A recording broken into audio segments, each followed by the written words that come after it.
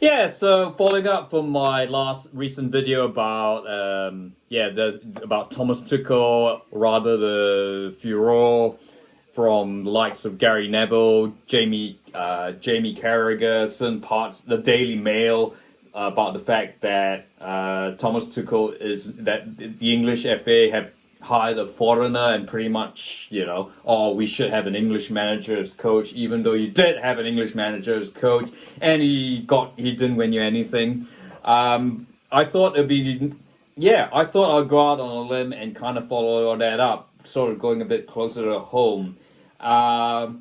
Could the All Blacks, could New Zealand Rugby for that matter, ever hire a foreigner to coach the All Blacks? Now, look, this is really pie in the sky stuff right now, and we are only really talking hypothetically at this point.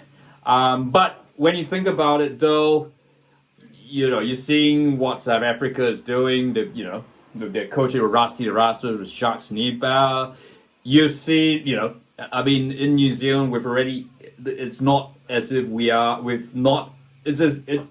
already have had a foreigner involved in coaching one of, not just one, a couple of teams. Clark Laidlaw, he was in the Sevens program, the New Zealand men's Sevens program. He's now gone on to coach the Hurricanes, and he's Scottish. I mean, he's sort of, and I guess, yeah, and you got to think, okay, assistants wise, you've had Ronan O'Gara come over from, coach, be an assistant coach at the Crusaders.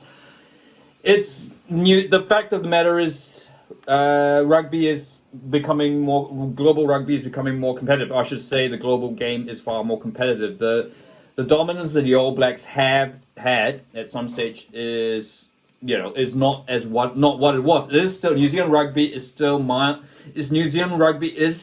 ahead. I think in many respects in terms of the way that it is still the number one sport in the country.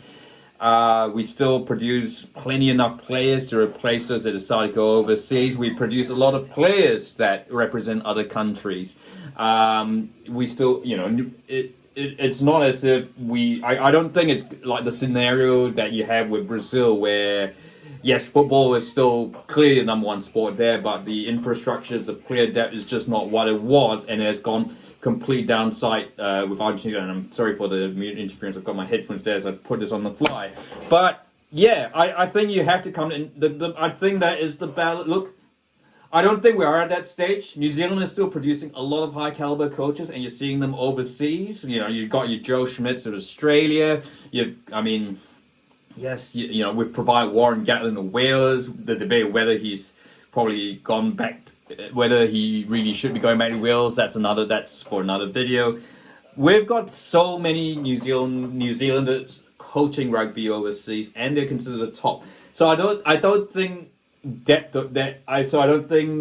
is an issue that we're not producing coaches. I think we are still producing as many coaches. I think the sort of scenario I guess you could compare the scenario to like Argentina football, for example. Argentina just produces so many of these great coaches. The amazing thing is that the one who's coaching the Argentina national team, Lionel Scaloni, is not necessarily the best, necessarily the best Argentine coach. I think you can certainly say, you got your Marcelo Bielsa, Mauricio Pochettino, you got a couple of experienced guys who are coaching the likes of Chile, the other CONMEBOL nations except Brazil. You got Gerardo Martino at Inter Miami. There are so many good Argentine coaches, Italian coaches or Spanish coaches or German coaches for that matter. And as we've seen, we have got a German coach coaching England. I think it's a testament that, for those countries that they are, football, they are able to produce these great coaches. New Zealand, of course, we continue to produce great coaches. And for that matter, I think, yes. So for now, I think there will the foreseeable future, and when I mean foreseeable future, I say good 5 generations long, unless there was a dramatic population decline in New Zealand. The All Blacks coach is always going to be a New Zealander. No disrespect to Clark Laidlaw, he might be an assistant, but it's going to be a New Zealander as long. But I guess the point I'm trying to make is that national coaches, people have to remember that the team is about the players born born in New Zealand, or they might have, or in the case of Fabian Holland or Waisaki Naholo, Sevu Rees, they might have come from like let's say Holland, Fiji, the islands. They've had all their education here in New Zealand. And I'm talking about rugby education. They've had in New Zealand, so New Zealand is their place. You can rightly call them as All Blacks. They are in the system. They should be, and they go on to play for the All Blacks when they can. That is their pinnacle. That is the key thing. I think, if you're thinking like, oh no, we're plucking, if someone who's been plucked from like say the England system to play for the All Blacks is a different story. But as for coaches, I think, look, there are no rules, and I think coaching is a very specialized job, and there's only one person. Well, actually, I mean, there's like maybe up to 5 people. When you're counting assistants or more, it is such a specialized role that not everyone has to do it. And if you're like someone like the New Zealand Rugby or the All Blacks, you want the best available person there. Now, I'm not saying that we should be going for Rassie Erasmus. I don't think that's going to be a club. Rassie Erasmus is, I think this is going to be it. But this may trigger the eye of some New Zealand rugby fans, wool in the eye. But Rassie Erasmus is by far the best coach in international rugby right now. Look, I get, there was that flip and switch, a bit like Putin, Medvedev in Russia. But Rassie Erasmus was always in the South Africa setup. He's always been there. He's always been the guy. We all knew that. I mean, Jacques Nuber is a brilliant coach, but the voice was always Rassie there. And why not? He has got the best rugby brain as a coach out there. If you see South Africa, they've got the best game plan. They've got the best management. And not only that, I guess you're particularly thinking of a country like South Africa with all the political, historical, cultural differences. He is the one coach who has managed to be able to blend all that together, unify and create this team that is going to be good for a long time yet. You've got all these talents. You've got Sasha Feinberg. I'm not going to pronounce his name. You've got all these talents that are coming through. South Africa are what New Zealand, the All Blacks were in the last decade.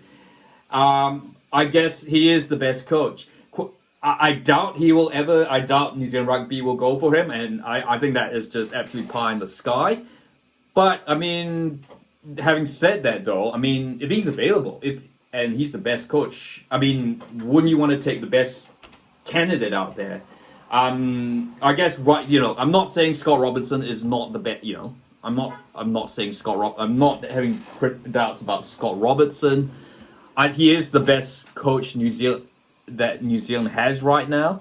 By far, and he is still in year 1 of his job. It is clear this is going to be a 2, maybe 3-year program to redevelop this team, give it some fresh ideas. You got to remember, of course, New Zealand Rugby, the coaches have been under the same hierarchy, so like from Graham Henry, Steve Hansen, Ian Foster for at least 20 odd years. It is going to take time, and the player depth in New Zealand is not quite what it was. There are a lot of new players there, so it is going to take time. But you can start to see already the philosophies that are starting to come through, and I think we'll see more of that with the end of year 2. So you've got to give him time.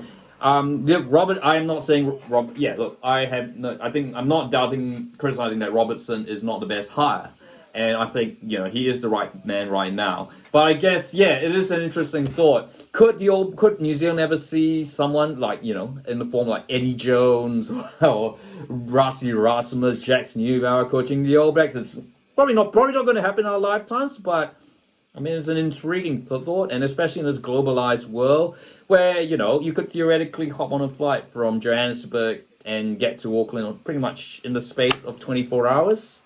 Anything's possible, and look, if it does to happen, I mean, it could happen at some stage in the future, but we'll know. I mean, very unlikely. I mean, as long as New Zealand Rugby continues to play the players, coaches, it is almost less than 1% chance. But it's an intriguing thought. I think. You're talking about England. Look, I know with England they've got England is sort of a bit of a.